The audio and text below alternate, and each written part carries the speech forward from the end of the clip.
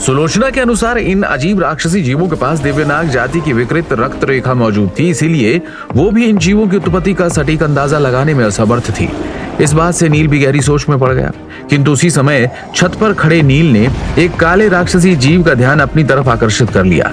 अगले ही पल उस काले राक्षसी जीव की पीठ पर दो छोटे पंख दिखाई देने लगे, जिन्हें फड़फड़ाते हुए वो नील की ओर बढ़ने लगा। इसी के साथ उसने अपना मुंह खोला और एक काली लहर ने नील पर हमला किया। ये देखकर नील की सुनहरी आंखें चमक उठी। अचानक उसका शरीर अपनी जगह से गायब हो गया और उस काली लहर से बचता हुआ वो सीधे काले राक्षसी जीव के पीछे दिखाई दिया। फिर उसने एक जोरदार मुक्के से काले राक्षसी जीव की पीठ पर वार कर दिया। नील के मुक्के ने उस राक्षसी जीव के शरीर को सीधे ऊपर की ओर उड़ा दिया। ब्रह्मांड मंडल योद्धा की शारीरिक शक्ति बहुत भयानक थी। ये शायद नील के 4000 सर्पशल्कों की शक्ति के बराबर थी। इस प्रहार से वो 1000 गज ऊपर आकाश में उड़ गया और फिर जमीन की तरफ गिरने लगा। कुछ ही पलों में वो राक्षसी जीव जोर से जमीन पर गिर पड़ा। ये दृश्य देखकर नील ने भौं सिकोड़ी और उस राक्षसी जीव को घूर कर देखा। तार्किक रूप से कहें तो उसके मुक्के के हमले से उस जीव को सीधे चकनाचूर हो जाना चाहिए था, लेकिन न केवल वो सुरक्षित रहा बल्कि जमीन पर गिरने के बाद वो तुरंत कुंडली मारकर हमले की मुद्रा में आ गया, जैसे कि उसे कोई चोट ही न लगी हो। तभी नील ने हैरान होकर कहा, ये कैसे संभव है? भले ही नील के पास एक आकाश हथियार शरीर था, फिर भी अगर सुलोचना अपने भौतिक शरीर से उस पर वार करे तो वो थोड़ी देर तक उठने में सक्षम नहीं हो पाएगा। जहां तक सूर्यमंडल के विशेषज्ञों की बात है तो शायद इस प्रहार से प्रभावित होने के लिए वो बुरी तरह घायल हो चुके होते, किंतु ये अजीब राक्षसी जीव तो मार खाकर भी स्वस्थ लग रहा था। तभी नील ने देखा कि 7 या 8 काले राक्षसी जीव सीधे उसकी ओर ही आ रहे हैं, जिसके बाद उसकी आकृति अचानक आगे की ओर उड़ गई। इस समय नील दूसरों की तुलना में बहुत ज्यादा शांत था। आखिरकार वो एक जीवित शरीर में था और वो भी एक ब्रह्मांड मंडल का शरीर, जबकि बाकी लोगों ने केवल उन लाशों पर कब्जा किया था जो कई सालों से मृत थी, जिस वजह से वो उड़ नहीं सकते थे। इसलिए वो सभी जमीन पर बेतहाशा दौड़ रहे थे। वहीं लगातार फुफकारों की आवाजों के बीच आसपास के मकान गिरते जा रहे थे।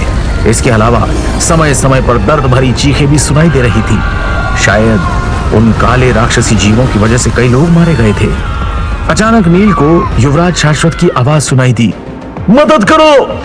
इस समय वो 2 काले राक्षसी जीवों से घिरा हुआ था और उसके पास भागने का कोई रास्ता नहीं था। मेरे बेटे से दूर हटो नीच! उसी समय पवन सम्राट ने दहाड़ लगाई और उनके हाथों से 2 सुनहरी कुल्हाड़ियां निकलकर दोनों राक्षसी जीवों की तरफ बढ़ गई। उन्होंने सर्वज्ञनाथ के शरीर पर कब्जा कर रखा था, जिसकी ताकत पहले से ही बेहद भयानक थी। इसलिए जब पवन सम्राट ने गुस्से के साथ दोनों सुनहरी कुल्हाड़ियां फेंकी तो उनसे निकलने वाली शक्ति पहाड़ों को भी चीरने में सक्षम लग रही थी। वो कुल्हाड़ियां बहुत तेज थी। इस वजह से दोनों राक्षसी जीवों के पास बचने का कोई मौका नहीं था और वो सीधे उन कुल्हाड़ियों से टकरा गए। उस हमले की भयानक शक्ति के कारण दोनों राक्षसी जीव पास की एक इमारत से जा टकराए और अगले ही पल दोनों कुल्हाड़ियों के प्रभाव से इमारत जोरदार धमाके के साथ ढह गई। चलो चले! इतना कहकर पवन सम्राट युवराज शाश्वत को उठाकर पागलों की तरह भागने लगे। लेकिन कुछ ही देर बाद कुल्हाड़ियों से चोट खाए दोनों राक्षसी जीव इमारत के मलबे से रेंगकर बाहर निकल आए। सच कहें तो उन जीवों को गति या ताकत के मामले में कोई लाभ नहीं था, लेकिन उनके भौतिक शरीर भयानक रूप से मजबूत थे। यहां तक कि एक वास्तविक युवा दिव्यनाग के पास भी इतना मजबूत शरीर नहीं होगा। इस वजह से वो समूह उन राक्षसी जीवों के खिलाफ पूरी तरह से असहाय था। ऐसे में वो केवल उनसे दूर भाग सकते थे। सभी सूर्यमंडल विशेषज्ञ काले राक्षसी जीवों के हमलों से बचते हुए नक्षत्र सम्राट गुप्त क्षेत्र की उस जगह से दूर भाग गए। सौभाग्य से उन जीवों की गति तेज नहीं थी, इसलिए सभी योद्धाओं को बचने में ज्यादा परेशानी नहीं हुई। जल्द ही उनके समूह ने नक्षत्र सम्राट गुप्त क्षेत्र का आधा हिस्सा पार कर लिया। अंत में वो लोग उस क्षेत्र के केंद्र में पहुंच गए जहां एक सुंदर सरोवर मौजूद था। इस समय सभी के चेहरे चिंता से भरे हुए थे। यहाँ इतनी बार प्रवेश करने के बाद पवन सम्राट अच्छी तरह से जानते थे कि सुरक्षित स्थान कहाँ है और खतरा कहाँ। इससे पहले नक्षत्र सम्राट गुप्त क्षेत्र के मुख्य नगर में कोई जीवित प्राणी मौजूद नहीं था, लेकिन इस बार ये राक्षसी जीव रहस्यमय तरीके से प्रकट हो गए थे। ये निश्चित रूप से कोई अच्छा संकेत नहीं था। वहीं इस समय राजकुमारी श्रुतिका शिलोंग सरोवर के किनारे खड़ी थी और उसका चेहरा अभी भी पीला था। पवन सम्राट अपनी बेटी को इस तरह देखना बर्दाश्त नहीं कर सके और उसे दिलासा देते हुए बोले, श्रुतिका, हालांकि ये काले राक्षसी जीव शक्तिशाली है, लेकिन ये इतने डरावने नहीं है। उसी समय नील भी करीब आता दिखाई दिया।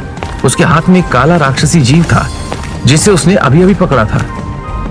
इस समय सभी लोग उस राक्षसी जीव को सतर्कता से देख रहे थे, लेकिन नील ने पहले ही उस राक्षसी जीव का मुंह बंद कर दिया था, इसलिए अब वो कोई बड़ा खतरा नहीं था। तभी पवन सम्राट ने मुस्कुराते हुए कहा, देखो, पार्थ ने उसे अपने हाथों से पकड़ लिया है, इसमें डरने की कोई बात नहीं है। उनकी बात सुनकर राजकुमारी श्रुतिका ने नील को हैरानी से देखते हुए कहा, ऐसी बात नहीं है, मैं जिस चीज से डरती हूँ वो ये नहीं है। ये सुनकर नील ने राजकुमारी श्रुतिका की ओर देखा और कुछ सोचते हुए कहा, मुझे लगता है कि राजकुमारी श्रुतिका इस चीज से नहीं डरती। ये काला राक्षसी जीव सिर्फ एक छोटा जानवर है। उसकी बात सुनकर एक सूर्यमंडल योद्धा ने सिर हिलाते हुए गंभीर भाव से कहा, हाँ, मुझे भी ऐसा ही लगता है। हालांकि वो जीव दिव्यनाग जैसा दिखता था, लेकिन वो दिव्यनाग नहीं था। किंतु सोचने वाली बात यह थी कि जब वो छोटा जानवर ही इतना डरावना था, तो बड़ा होने के बाद वो कितना भयानक हो जाएगा। सबसे महत्वपूर्ण बात यह थी कि वो राक्षसी जीव एक युवा जानवर था। ऐसे में उसकी मां भी जरूर होगी जिसने उसे जन्म दिया था। तो क्या उसकी मां भी नक्षत्र सम्राट गुप्त क्षेत्र में ही थी? अधिकांश सूर्यमंडल योद्धा इस बात का निष्कर्ष निकाल सकते थे, लेकिन सबसे महत्वपूर्ण बात यह थी कि इनकी मां कितनी भयानक होगी जिसने उन काले राक्षसी जीवों को जन्म दिया था, और क्या वो लोग उसके खिलाफ लड़ सकते हैं?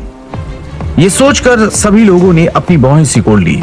तभी भाग्य सम्राट ने अपना विचार व्यक्त करते हुए कहा, क्यों ना इस साल नक्षत्र सम्राट गुप्त क्षेत्र की यात्रा यहीं रोक दी जाए, भविष्य में हमें बहुत सारे अवसर मिलेंगे।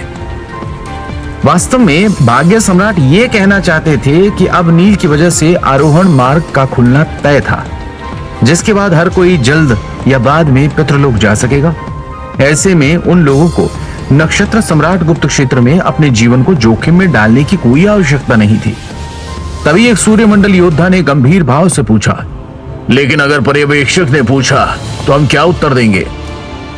इस पर एक अन्य सूर्यमंडल योद्धा ने गुस्से में कहा, अगर ऐसा है तो पर्यवेक्षक खुद नक्षत्र सम्राट गुप्त क्षेत्र में प्रवेश क्यों नहीं करते? आखिर उनकी ताकत हमसे ज्यादा है। वो सिर्फ हमें मूर्ख बनाने के लिए पितृलोक से कुछ कचरा मंगा लेते हैं ताकि हम उनके लिए काम करते रहें। हालांकि चारों दैवीय साम्राज्यों ने गुप्त समुदाय की बात सुनी थी, लेकिन उनमें समर्पण का भाव नहीं था। आखिर हर किसी को अपने भविष्य की योजना खुद बनानी थी। वो लोग पहले ही सूर्यमंडल में पहुंच गए थे। ऐसे में जब नील की खबर पितृलोक में पहुंचा दी गई तो बस उन्हें आरोहण मार्ग की मरम्मत होने का इंतजार करना था। ऐसे में उन लोगों को पैतृक दिव्यनाग अंडे को प्राप्त करने के लिए अपनी जान जोखिम में डालने की कोई जरूरत नहीं थी। ये देखकर कि सभी का रवैया एक जैसा था, पवन सम्राट भावुक हो गए। फिर एक पल सोचने के बाद उन्होंने धीरे से कहा, ठीक है, अगर ऐसा है तो जब पर्यवेक्षक पूछेंगे तो हम सब कह देंगे कि नक्षत्र सम्राट गुप्त क्षेत्र में कुछ हुआ है जिस वजह से हम असफल हो गए और हमें वापस लौटना पड़ा। जैसे ही पवन सम्राट ने बोलना समाप्त किया, बाकी सूर्यमंडल विशेषज्ञ भी उनसे सहमत हो गए। हो सकता है कि उन्हें नक्षत्र सम्राट गुप्त क्षेत्र में कुछ अवसर और लाभ मिल जाएं, लेकिन ये उनके अपने जीवन जितना महत्वपूर्ण नहीं था। लेकिन जैसे ही सभी लोग पीछे हटने वाले थे, तभी उन्हें अचानक जमीन हिलती हुई महसूस हुई। वो कंपन जमीन के नीचे से आ रहा था, मानो कोई विशालकाय जानवर जमीन पर दस्तक दे रहा हो। ये कैसी आवाज है? ये कहते हुए पेरियार सम्राट का चेहरा काला पड़ गया। वो हमेशा से ही एक सतर्क व्यक्ति रहा था, लेकिन अब उसकी अभिव्यक्ति बिल्कुल भी अच्छी नहीं लग रही थी। अचानक धरती तेजी से कांपने लगी, मानो वहां कोई बड़ा भूकंप आ गया हो, जिस वजह से नक्षत्र सम्राट गुप्त क्षेत्र की सभी इमारतें हिलने और डहने लगी। तभी सम्राट विशेश्वर चोल पीछे भागने के लिए मुड़े और उन्होंने चिल्लाते हुए कहा, चलो चले, वो चाहे जो भी हो, लेकिन वो अच्छा तो बिल्कुल भी नहीं होगा, उसका हमसे कोई लेना देना नहीं है। इस समय सभी को थोड़ा अफसोस हो रहा था। जब वो लोग नक्षत्र सम्राट गुप्त क्षेत्र में प्रवेश कर रहे थे तो कठपुतली तीरंदाज का सामना होने पर ही उन्हें पीछे हट जाना चाहिए था। सबसे महत्वपूर्ण बात यह है कि वो लोग इतने सालों से नक्षत्र सम्राट गुप्त क्षेत्र में आ रहे थे। हालांकि अब तक उन्हें पैतृक दिव्यनाग अंडा नहीं मिला था, लेकिन पिछले 1 दशक से भी ज्यादा समय से नक्षत्र सम्राट गुप्त क्षेत्र में किसी की भी मृत्यु नहीं हुई थी। इसी वजह से इस बार वो सभी सन्न हो गए थे। अगर वो अब भी यहाँ पर रुकते हैं तो वो बड़ी मुसीबत में पड़ जाएंगे। इसके साथ ही सभी सूर्यमंडल विशेषज्ञ प्रकाश की किरणों में बदल गए और जिस रास्ते से आए थे उसी रास्ते से वापस भागने लगे। जहां तक रास्ते में मौजूद काले राक्षसी जीवों की बात है तो उन्हें अब उनकी परवाह नहीं थी। वही नील उनके पीछे पीछे चल रहा था। उसका भी वही लक्ष्य था जो इन सूर्यमंडल विशेषज्ञों का था। वो सभी पैतृक दिव्यनाग अंडे के लिए यहाँ आए थे, लेकिन एक बुनियादी अंतर था कि नील नागराज पद्मनाभ की वजह से पैतृक दिव्यनाग अंडा प्राप्त करना चाहता था, जबकि दूसरे लोग इसे पितृलोक में जाने की कुंजी समझ रहे थे। अब जब सभी सूर्यमंडल विशेषज्ञ अचानक पीछे हट रहे थे तो ये थोड़ी परेशानी वाली बात थी। लेकिन उसी समय उनके सामने एक इमारत में अचानक तलवार की काली रोशनी दिखाई दी।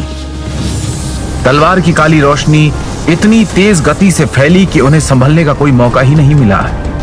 अगले ही पल सबसे आगे चल रहे सूर्यमंडल विशेषज्ञ की लाश को 2 टुकड़ों में काट दिया गया। फिर उस सूर्यमंडल विशेषज्ञ की आत्मा उस लाश से निकलकर किनारे की ओर बह गई। ये देखकर उसके पीछे खड़े सूर्यमंडल योद्धा डर से उछल पड़े और तलवार की काली रोशनी से बचने के लिए जमीन पर लुढ़क गए। लेकिन उनमें से किसी के भी चेहरे का भाव अच्छा नहीं लग रहा था। तभी पवन सम्राट ने उस तलवार की रोशनी में आध्यात्मिक शक्ति की उपस्थिति महसूस की और तुरंत बोले, कौन है? आखिर ये कौन है? स्पष्ट रूप से उन पर हमला करने वाला कोई राक्षसी जानवर या कठपुतली नहीं था। तो क्या होगा आगे? आखिर ये नया दुश्मन है कौन? क्या वो उस भयानक जीव के साथ है जिसकी दस्तक जमीन के नीचे से महसूस हो रही थी?